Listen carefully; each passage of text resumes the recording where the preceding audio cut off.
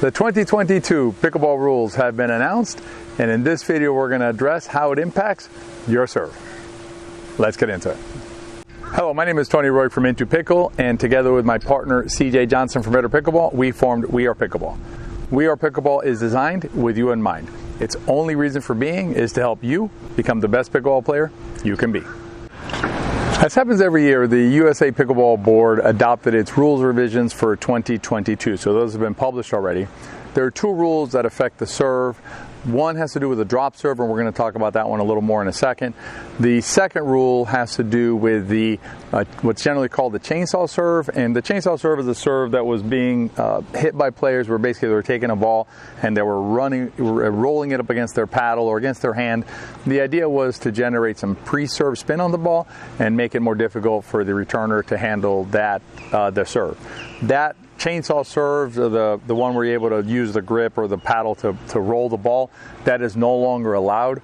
The rules, what they did is they took out what they were calling the COVID serve, which allowed you to basically hold the ball on your paddle so you didn't have to touch it and you could serve off your paddle. That was being used to do the chainsaw serve. That is no longer allowed. Now you have to toss the ball from your non-paddle hand. So I'm left-handed, I'd have to toss the ball or drop it from my non-paddle hand from my right hand. So that's the rule that took out the chainsaw serve.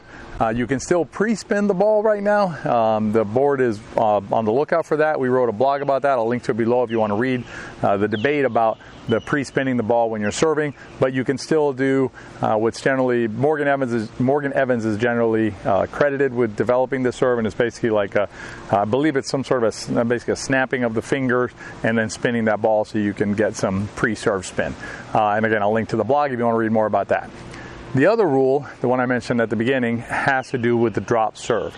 And the important thing there is what the USA Pickleball Board did there was remove the word provisional. As you may recall, the drop serve was first introduced last year with the adoption of the 2021 rules, and the drop serve was added there, but it was made a provisional serve. The word provisional has been removed from the rule, meaning that the drop serve is not only allowed, it is here to stay. So what is the benefit of a drop serve? Why should you consider using the drop serve as your primary serve? The main reason is because it is more similar to the other sorts of ground strokes that you're going to hit during a game, during a pickleball game. If you think about the volley serve or the in-air traditional serve, the one where you basically toss the ball and hit it before it bounces, that is the only time in a pickleball game that you're going to hit a ball that looks like, in a manner that looks like a ground stroke without the ball first bouncing. Even if you're dinking, usually you're hitting balls that are bouncing. Sometimes you hit some dink volleys, but you're not putting a lot of energy onto those balls. You're really just kind of blocking them in the air. The other volleys that you're hitting up at the non-volley zone line, usually hitting balls up around here that don't look like ground strokes anymore. They look like volleys. So the drop serve allows you to use a ground stroke technique, which is what you're going to use on a serve, hitting the ball off once after it bounces. They don't call it the bounce serve, and we'll talk about that when we get into how you do it. But basically, you're hitting the ball off of the bounce to serve, which is consistent with how you hit a return of serve, how you hit balls off the bounce as you move up to the non-volley zone, and even how you dink the ball off the bounce. So the drop serve is more consistent with the other shots that you're going to hit in pickleball, and it'll allow you to develop a stroke mechanic that is more consistent for all of your strokes as you play the game. Another really big benefit of the drop serve is that you can get your timing down. A lot of times when players have the pickleball service yips, what ends up happening is they're rushing, their timing is wrong. So basically as they're tossing the ball or dropping it into the strike zone and trying to hit it out of the air, their timing gets messed up. And when your timing gets messed up on that shot, what happens is you start pulling the ball, you're hitting them all over the place. Call it the service yips. In fact, we did a video which I'll link to up here and below where we talked about fixing the service yips, and this is before the drop serve was approved, was part of the game. But we had a video on how to fix the service yips from the traditional volley serve, and our recommendation was to use a few bounce serves in practice and drilling to bounce the ball and hit it off the bounce so that you could get your timing on your serve. By adopting the drop serve, now you don't have to worry about the timing on the volley serve or the in-air serve, and you can simply use the drop serve as your go-to serve, or at least have it available to you in case you're serving traditionally and that serve goes away from you. You'll have the drop serve to fall back on and use that serve to get you through the game. One last benefit I want to cover, and it's one that's not talked about a lot, is the drop serve allows you to use a technique to get more power into your serve. There are days when you're playing pickleball that the wind is so intense into your face that it's really hard to get a serve even in, much less deep. And what happens is if you're using an in-air serve but you don't have a good technique, like you don't come from tennis or racquetball or something like that, and you don't know how to transfer weight into the shot, getting more power into your serve from a traditional volley or in-air serve is more difficult. By using the drop serve, you can take a step or two off the line and step into the ball and give yourself some more power on your serve, allowing you to overcome potential wind in your face. I'll show you in a few minutes. I'll show you exactly how to do that. All right, let me show you how to do the drop serve. As I mentioned, the only rule with a drop serve is you cannot push the ball down. That's why it's not called the bounce serve, because the bounce serve suggests that you can bounce the ball like this. You cannot bounce the ball like that because you're propelling it downward. You have to drop the ball out of your hand like that. There's no rule as to how high you need to hold the ball, so you hold the ball as high as is comfortable for you and gives you enough time to hit it. If you want to get the most bounce, realistically, you're going to hold your arm at about a 45-degree angle like this. Anything higher than that is going to be too close to your body. Anything lower than that, there's nothing wrong with it, but you'll get a lower bounce. So if you want to get the maximum bounce, you're going to go about 45 degrees out and drop from there. All right, so let me show you a couple of them and see what they look like. I'm going to just basically hold it out here. I'm going to drop it and hit that ball. That was a pretty good serve. I might go to the drop serve. Drop it, hit that ball. That one got away from me a little bit because of the wind, so that is something you'll have to bear in mind. It's pretty windy coming across this way today, but the same thing would apply if I toss it in the air. It's still going to move around, so just something you have to account for. You may bring the arm down a little bit if it's windy, so you have less room for it to move.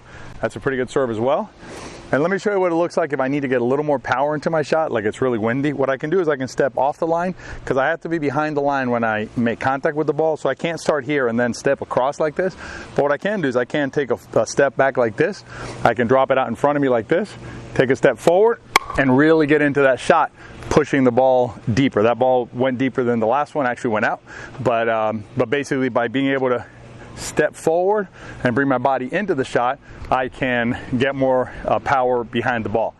One question that got asked a lot last year when the rule was first announced was, where do you have to bounce the ball? So can you bounce the ball inside or outside the court? There's no rule as to where you have to bounce the ball. The only rule you still have to comply with is you have to make sure that you're serving outside of the line with your feet when you make contact, and also there's an imaginary extension of the center line, imaginary extension of the sideline out. So you basically have to be inside this area between the sideline, the center line, and behind the baseline as you strike the ball. Other than that, the ball can bounce inside the court, is not a problem. The ball can bounce it can bounce anywhere as long as you're standing in the right spot when you make contact with the ball. Another question that we got a lot was, can I spin the ball before I drop it? A couple of things. One, I don't think that would be useful to you, because you're basically going to make it harder for yourself if you spin it and it bounces away. The other problem with it is there was some conversation about being able to do this, but I don't see how you can spin it without propelling one side or the other side of the ball down. So the answer would seem to be no, you cannot spin it, but frankly, you shouldn't want to spin it anyway. And as I mentioned, there are the three rules that apply to an inner serve. So hitting the ball underneath your waist and underneath your navel, the top of the paddle being lower than your wrist, and hitting in an upward arc do not apply to the drop serve in pickleball. They do not apply. So none of those rules apply. You can hold the paddle like this. You can hit straight across it if you want. Some people chop down on it. You can basically hit the ball however you want, after you have, as long as you've complied with the drop of the ball without propulsion. Let me show you what it looks like to hit an illegal drop serve. An illegal drop serve would be if I took my arm out like this and pushed the ball down before I hit it. That would be an illegal serve, because I'm pushing the ball down into the ground, which is propelling it, in violation of the rule.